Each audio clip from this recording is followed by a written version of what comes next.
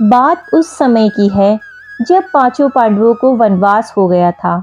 वनवास जाने से पहले पांडवों ने भगवान श्री कृष्ण से पूछा कि हे श्री कृष्ण, अभी यह द्वापर युग का अंतकाल चल रहा है।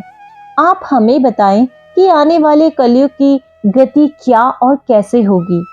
भगवान श्री कृष्ण इस पर जवाब देते हुए कहते हैं कि मैं तुम्हें इसका सीधा उत्तर तो नहीं दे सकता, लेकिन हाँ, तुम पांचों भाई वन में जाओ और वन में जो कुछ भी तुम्हें दिखे वह मुझे आकर बताओ।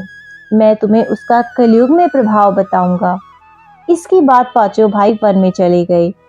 श्री कृष्ण के कहे अनुसार पांचों भाई अलग अलग दिशाओं में वन की ओर निकल पड़े। युधिष्ठिर भ्रमण कर रहे थे।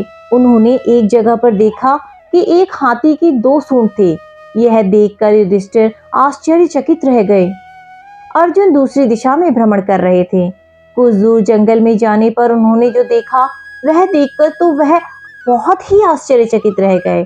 वहां पर देखा कि कोई पक्षी है जिसके पंखों पर तो राम नाम लिखा हुआ है, परंतु उसने मुंह में मुर्दे का मांस दबा रखा है। यह दृश्य देख अर्जुन कुछ भी समझ ना पाए। दोनों भाइयों की तरह ही भीम भी भ्रमण के लिए गए थे। उन्होंने जो देखा वह भी बड़ा ही आश्चर्यजनक था। उन्होंने देखा कि गाय ने एक बछड़े को जन्म दिया, लेकिन जन्म के बाद में गाय बछड़े को इतना चाट रही है कि उसका बछड़ा लहूलुहान हो गया है। सहदेव भी भ्रमण पर थे, तो उन्होंने चौथा आश्चर्य देखा। उन्होंने देखा कि 6-7 कुएं हैं जिसमें पानी है और बीच का एक कुआं है जो बिल्कुल खाली है। बीच का कुआं काफी गहरा होते हुए भी उसमें पानी नहीं था। घोर आश्चर्य हुआ, ऐसे कैसे हो सकता है। नकुल भी भ्रमण पर थे।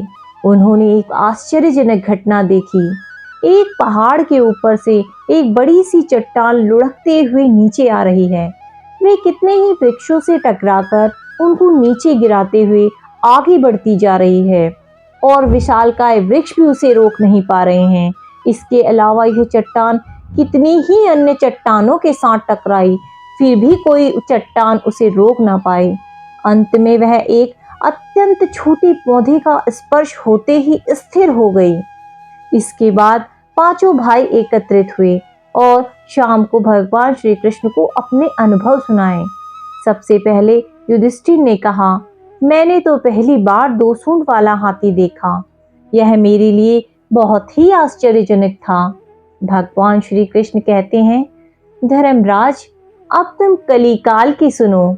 कलयुग में ऐसे लोगों का राज्य होगा जो दोनों ओर से शोषण करेंगे, बोलेंगे कुछ और करेंगे कुछ, और मन में कुछ होगा और कर्म कुछ और। ऐसे ही लोगों का कलयुग में राज होगा। तुम कलयुग आने से पहले तक राज्य कर लो। युधिष्ठिर के बाद अर्जुन ने कहा, मैंने जो देखा है वह तो कहीं ज्यादा आश्चर्यजनक था। मैंने देखा कि एक पक्षी के पंखों पर वेदों की रचनाएं लिखी हुई है, पर वह पक्षी मुर्दे का मांस खा रहा है।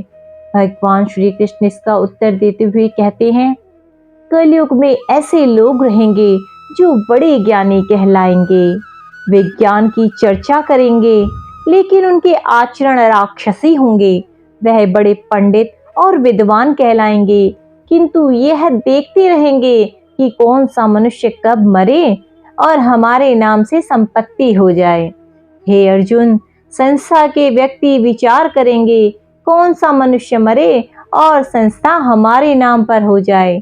हर जाति धर्म प्रमुख पदों पर बैठे विचार करेंगे कि कब किसका श्राद्ध हो और कौन कब किस पद से हटे और हम उस पर चढ़ जाएं।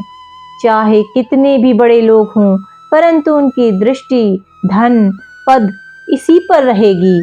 ऐसे लोगों की बहुतायत कलिकाल में होगी। अर्जुन के बाद भीम ने अपना अनुभव सुनाया। भीम ने कहा कि गाय अपने बछड़े को इतना चाटती है कि बछड़ा लहूलुहान हो जाता है। भगवान श्री कृष्ण इसका उत्तर देते हुए कहते हैं, कलयुग का मनुष्य शिशुपाल हो जाएगा। कलयुग में माओं की बच्चों के लिए ममता इतनी बढ़ जाएगी, उन्हें अपने विकास का अवसर ही नहीं मिलेगा। मोह माया में ही घर बर्बाद हो जाएगा। किसी का बेटा घर छोड़कर साधु बनेगा तो हजारों व्यक्ति दर्शन करेंगे, यदि अपने बेटे ने साधु बनना चाहा तो रोएंगे कि मेरे बेटे का क्या होगा। इतनी ज्यादा ममता होगी कि उसे मोह माया और परिवार में ही बांध कर रखेंगे। उसका जीवन वही खत्म हो जाएगा। वास्तव में लड़के तुम्हारे नहीं हैं, वह तो बहुओं की अमानत हैं और लड़कियां जमाई की। भीम के बाद सहदेव ने पूछा, हे श्री कृष्ण, मैंने जो देखा वह मैं आपको बता रहा हूँ। 5-7 बड़े कुओं के बीच एक गहरा कुआं बिल्कुल खाली था, जबकि ऐसा संभव कैसे हो सकता है?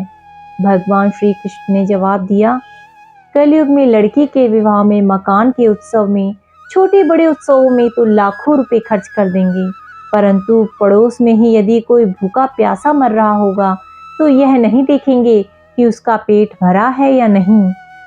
उनका अपना ही सगा भूख से मर जाएगा, उसे देखते रहेंगे और दूसरी और मौज मदिरा, मांस, भक्षक, सुंदरता और जश्न में पैसे उड़ाएंगे, किंतु किसी के 2 आंसू पोंछने में उनकी रुचि नहीं होगी। कहने का तात्पर्य यह है कि कलयुग में अन्न के भंडारे होंगे, लेकिन लोग भूख से मरेंगे। सामने बंगले में ऐशो आराम चल रहे होंगे, लेकिन पास की झोपड़ी में आदमी भूख से मर जाएगा। एक ही जगह पर असमानता चरम पर होगी। सहदेव के बाद नकुल ने श्री कृष्ण को बताया कि मैंने भी एक आश्चर्य देखा है कि एक बड़ी चट्टान पहाड़ से लुढ़क रही है। वृक्षों के तने और चट्टानें भी उसे नहीं रोक पा रही, किंतु एक छोटे से पौधे के स्पर्श से वह बड़ी चट्टान रुक गई। यह कुछ समझ नहीं आया भगवान श्री कृष्ण। यह सुनकर भगवान श्री कृष्ण ने कहा, कलयुग में मानव का मन नीचे गिरेगा, उसका जीवन पतित होगा। यह पतित जीवन धन की शिलाओं से नहीं रुकेगा, ना ही सत्ता के वृक्षों से रुकेगा, किंतु हरि नाम के एक छोटे से पौधे से, हरि कीर्तन से मनुष्य जीवन रूपी पौधे का पतन होने से रुक जाएगा। इसीलिए भक्तों, हरि भजन कलयुग में मोक्ष पाने का एकमात्र रास्ता है। जय श्री कृष्ण भक्तों।